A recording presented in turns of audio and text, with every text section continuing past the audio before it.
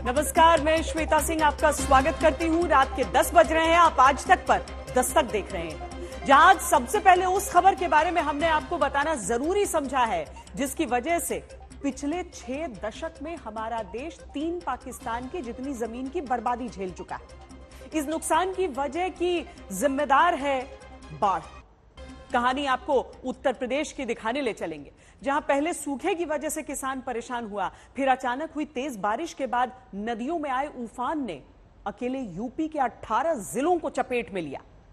बाढ़ आने के साथ ही हवाई दौरे शुरू होते हैं, बाढ़ की राहत सामग्री बांटी जाने लगती है, लेकिन नहीं हो पाता तो सिर्फ एक काम, बाढ़ का प्रबंधन कैसे मजबूत हो। नतीजा हर साल कभी आगे तो कभी पीछे बाढ़ आती है, जिसे प्राकृतिक आपदा मान लिया जाता है। लेकिन प्रकृति के इस प्रकोप से बचाने वाली एक बड़ी कोशिश क्यों नहीं हो पाती, इसी सवाल को जहन में रखकर यह रिपोर्ट देखकर दस्तक दीजिए।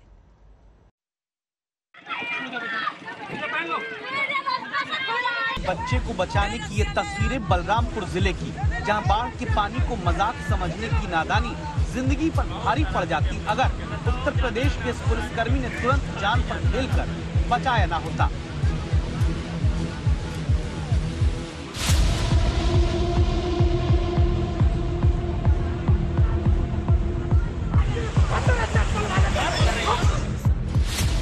यूपी के 18 जिलों में बाढ़ के पानी में फंसी जनता की यह कहानी है, जहां सबसे ज्यादा प्रभावित जिले का नाम है बलरामपुर। कितने लोग हो भैया? यूपी के तराई इलाके में आने वाला जिला, जहां राहत की आस में छतों पर खड़े लोग इंतजार कर रहे हैं और दरवाजे पर ठिठक कर खड़े लोग देखते हैं कि कब घटेगा मुश्किलों का ये सैलाब। जनता की परेशानियों को सरकार समझती है, इसलिए मुख्यमंत्री ने बाढ़ में डूबे जिलों, गांवों और लोगों की पीड़ा को देखने समझने के लिए पहले हवाई दौरा किया, फिर जमीन पर आकर पीड़ितों को राहत सामग्री बांटनी शुरू की और भरोसा दिया कि जनता को सूखे के बाद बाढ़ की दोहरी मार से राहत दी जाएगी।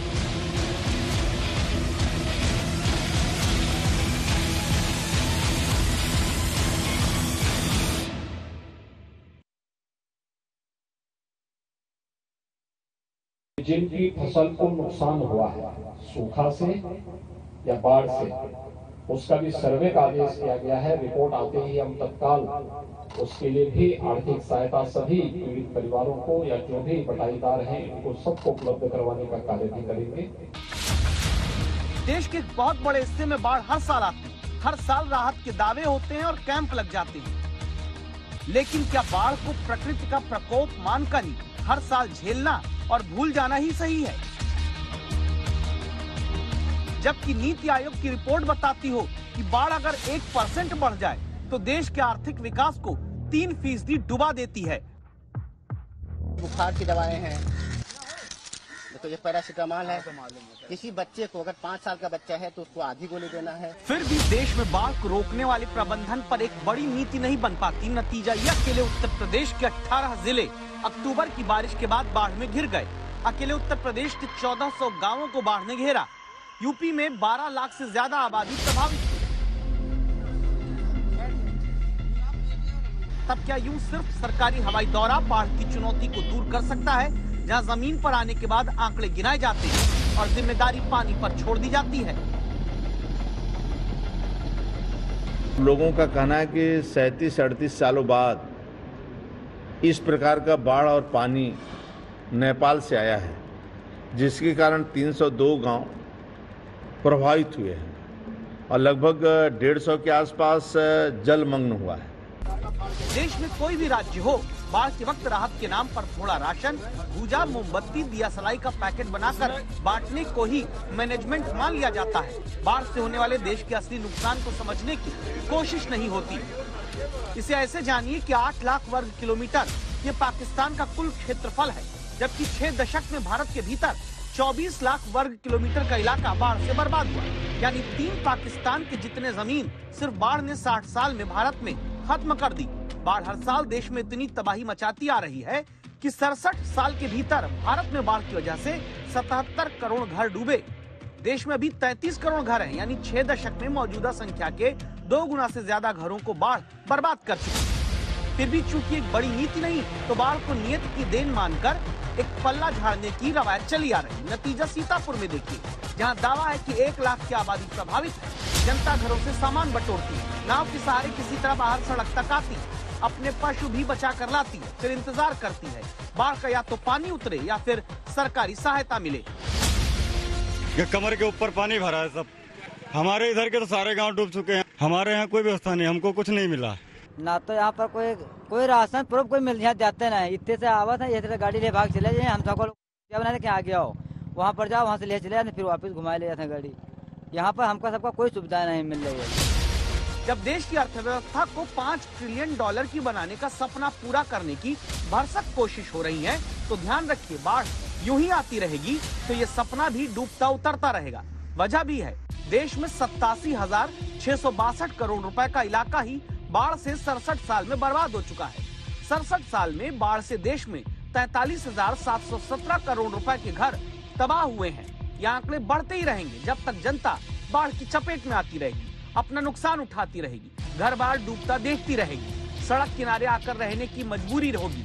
वजह को समझ लीजिए, बाढ़ क्यों आती है? प्राकृतिक वजह है, जलवायु परिवर्तन, बारिश का पैटर्न बदलना, दूसरे देश की नदियों से पानी छोड़ा जाना। दूसरा कारण होता है मानवीय यानी अनियोजित विकास, जिससे तटों के किनारे बस्तियां बसती हैं, जंगल काटे जाते हैं, शहरों में अनियंत्रित विकास के साथ पानी को निकालने का सिस्टम तैयार नहीं होता। इन गलतियों की वजह से शहर भी डूबते हैं और गांव भी। नतीजा, खेत में भी बर्बादी होती है, घर में भी। खाना न मिले, न लकड़ी है, न ईंधन है, सीधा है, न पानी है, कुछ नहीं है।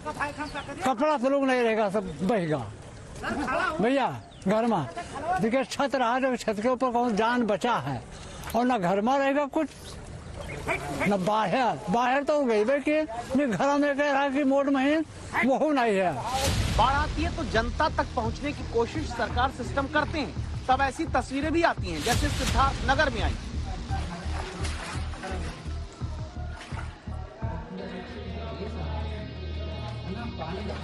दो 200 से ज्यादा गांव प्रभावित हुए। सांसद जगदम्बिका पाल जनता के बीच पहुंचे। पुलिस अधिकारी तब जूता भीगने से बचने के लिए ट्रैक्टर पर चढ़े दिखे। सांसद जगदम्बिका पाल गुस्सा हो गए। सरकार क्या बात है, हम लोग जूता चप्पल नहीं भीग रहा, क्या समझ लगता खाना देख नहीं लायक। लोग कह रहे भीग मिश्रा होते तो अब तक पानी भीग रहे थे। 3 दिन से आपको फोन कर रहे हैं नाव के लिए, एसडीएम नहीं दे रहा है। एसडीएम साहब से बात की तो क्यों नहीं दिया एसडीएम ने? आपने कलेक्टर से कहा? एसडीएम साहब से हमने बात किया, क्यों उन्होंने फिर आगे ऊपर नहीं कहा? यहाँ की स्थिति देख रहे हैं, बहुत खराब है। आए ना हमारे साथ, और अभी तक आप ट्रैक्टर बैठे हैं। मतलब जनता हमसे आके करी था, हमसे भी कह दिए उतर जाए। और आप जनता के बीच के हो, हम लोग जनता के बीच के हो, आपको केवल जूता न भीगे, क्या किसी की सेवा करें? ठीक इसी तरह की कोशिश पिछले 6 दशक में बाढ़ के वक्त रही है, जहां पानी आने पर बचाव की कोशिश दिखाई जाती है, लेकिन पूरी कोशिश नहीं होती, जिसकी वजह से कच्चे मकान, झोपड़ियां डूबती हैं। ग्रामीण लोगों के पास सिवाय अपना डूबा घर छोड़कर सिर छुपाने का नया इंतजाम करने के कोई रास्ता नहीं बचता। नुकसान सिर्फ जनता का नहीं होता, देश का होता है। इसीलिए जरूरी है बाढ़ आने के बाद राहत सामग्री बांटने, हवाई दौरे करने, आपदा के वक्त जनता के बीच पहुंचने के साथ बेहद जरूरी है भारत में एक व्यापक बाढ़ प्रबंधन योजना पर काम हो। आज तक ब्यूरो।